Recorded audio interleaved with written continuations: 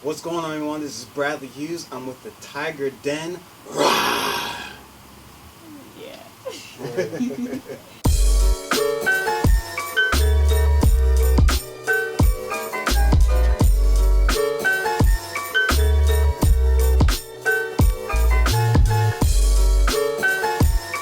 I'm going all out, and I'm just going to do it. Actually talking about myself and, why I got into photography. And you also get to see what I do behind the scenes with my photography.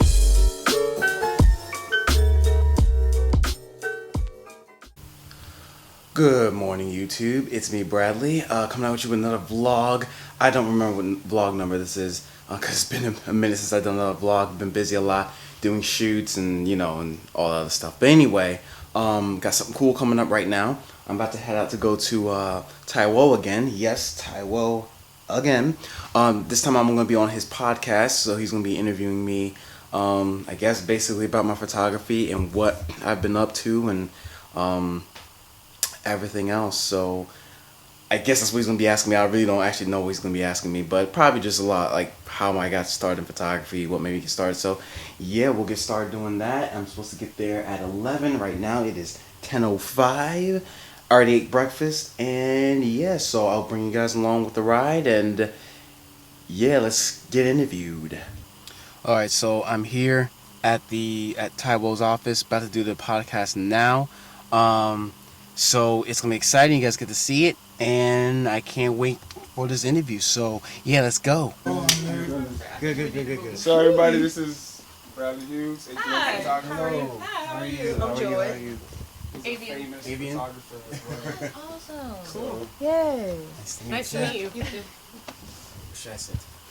We about to get out. Yeah, we're about to get out. Either then we gonna be real quiet. Hey, Baldy. How are you? And let's see what the audience. You want an audience? Okay.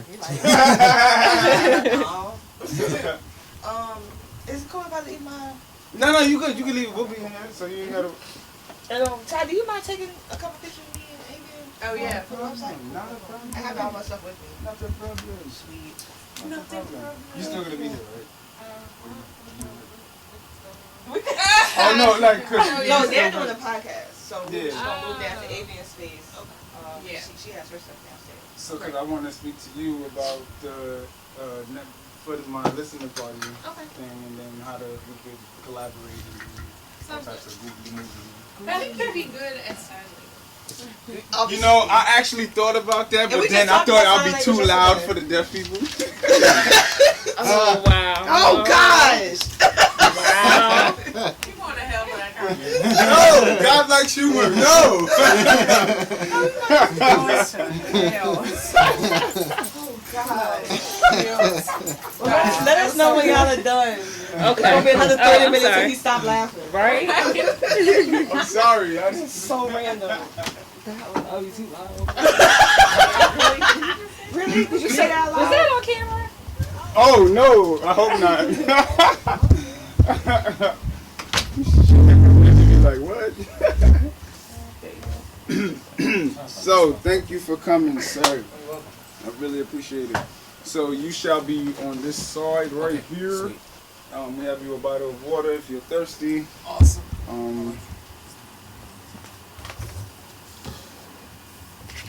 So we can put it out. Get it at the angle somewhere.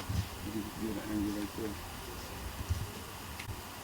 It was pretty cool because he was like, yeah, man, you're inspiring, man. This guy, he's been doing photography a lot longer than me because I've seen his work, and he's really good. And I'm like, wow, I inspire someone who's really, in my view, doing a lot better than I'm doing. And he's like, no, you really inspire me. He's like your podcast, your vlogs you've been doing, and like the work you've been doing. He asked like, how do you get the look that you get and all that stuff. So it's just so humbling. It's just like, wow, like Cool. it's crazy. Congratulations. Thank you. Yes, man. Congratulations. Alright. So, let me put this one on the main side here. So we have that damn board. Yeah, so you can get there. You sing, you're with the Tiger Den, roar. So your name, you're with the Tiger Den, roar. Yeah. Yeah, matter of fact.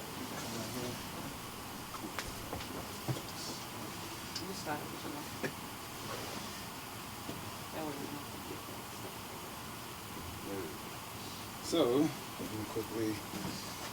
So the camera's right here.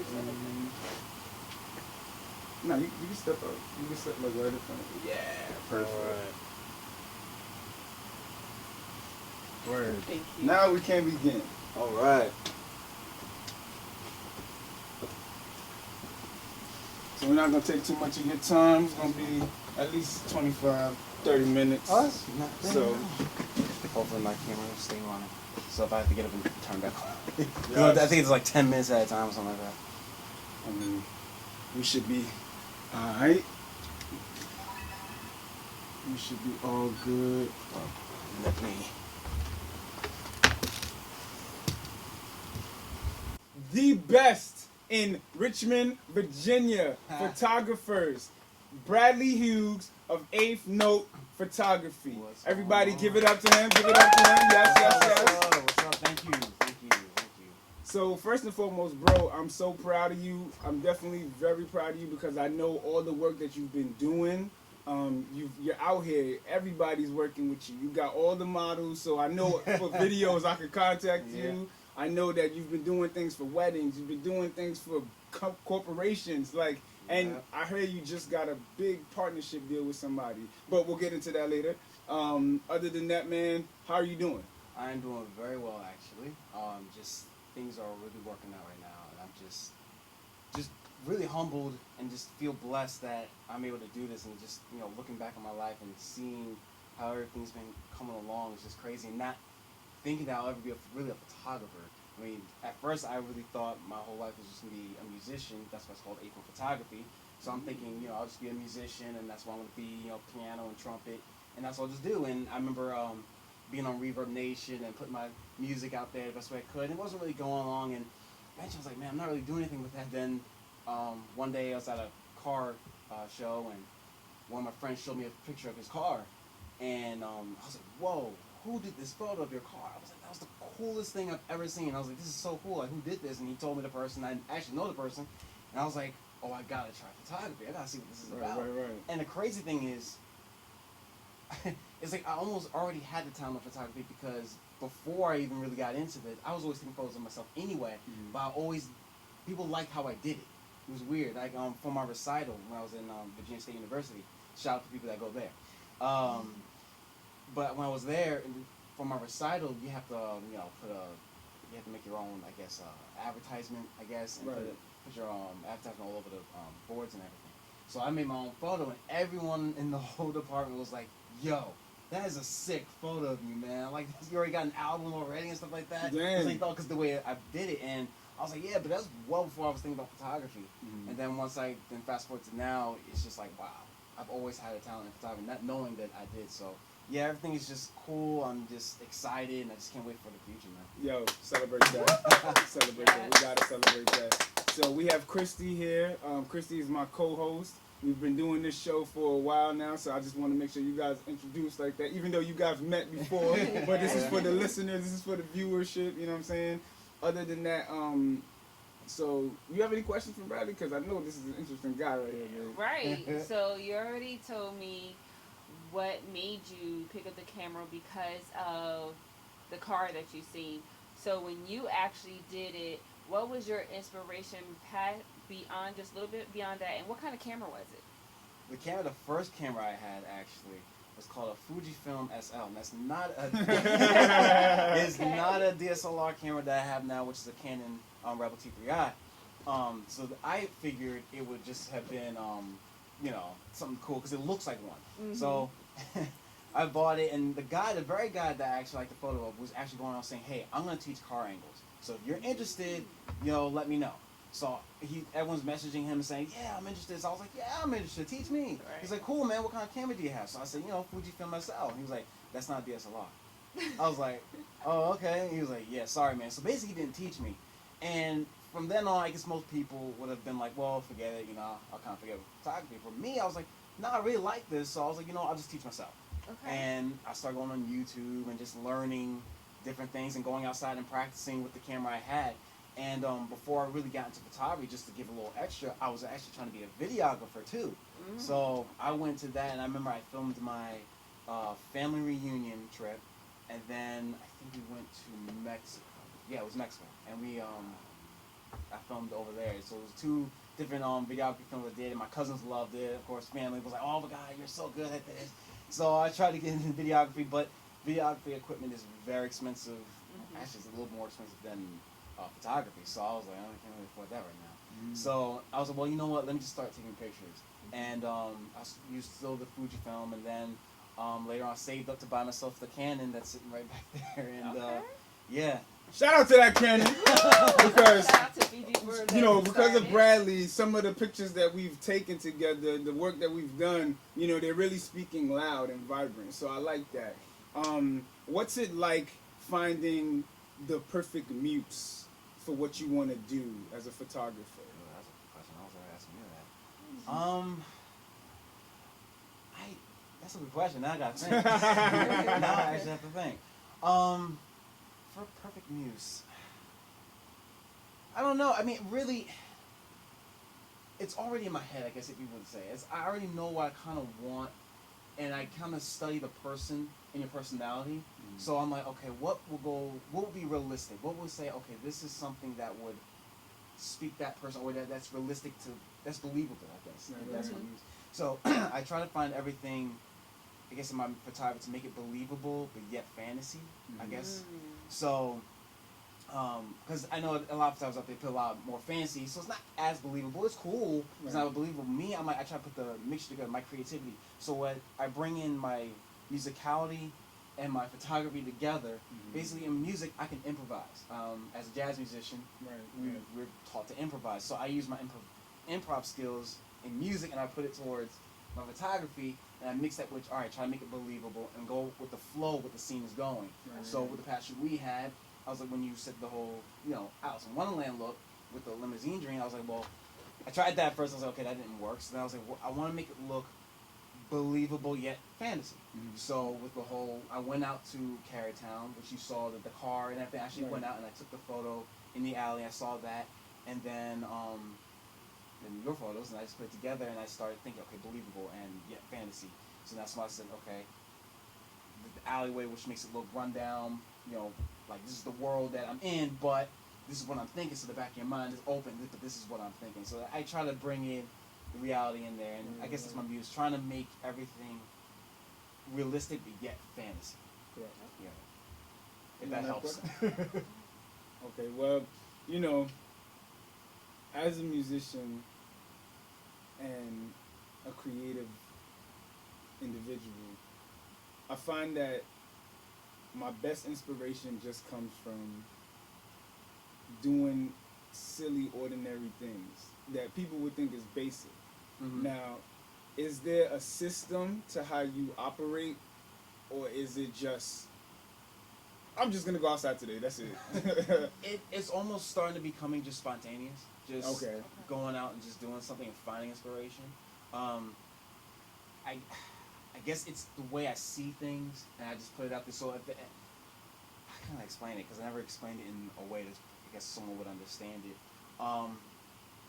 I guess the way I visualize a certain thing, if it will speak to me in a certain way, where I have to like, you know what, I want to take a photo of that, or oh, I have an idea, and it happens just like that. Right. I'll just look at something and be like, oh, photo, I'm gonna take a photo of that. I like that, and it just happens, and I'm like, I like that, and I start thinking about it a lot, and the next thing you know, it becomes a photo, and people are liking it. So that's just how it comes. Just it's spontaneous. Anything I look at, I'm like, with that camera, oh, I gotta take a photo. I like the way I'll just do something like that, and that's how my inspiration, I guess, comes in. It's quick.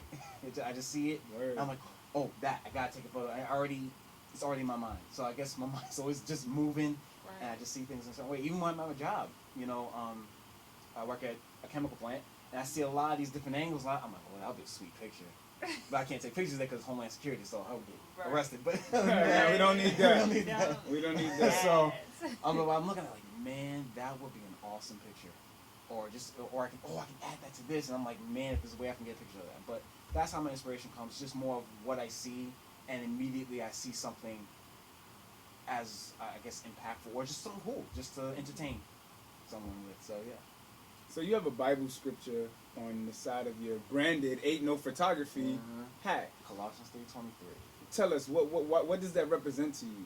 Always working hard. Basically, the scripture says, whatever you do, work at it with all your heart as you're working unto the Lord and not unto men. And basically, that always speaks to me because as a Christian man, I'm like, I do everything for God. I work for God. I do this for God. And I hope when people see my work, they don't just see me in the work. They see God in the work. They see that.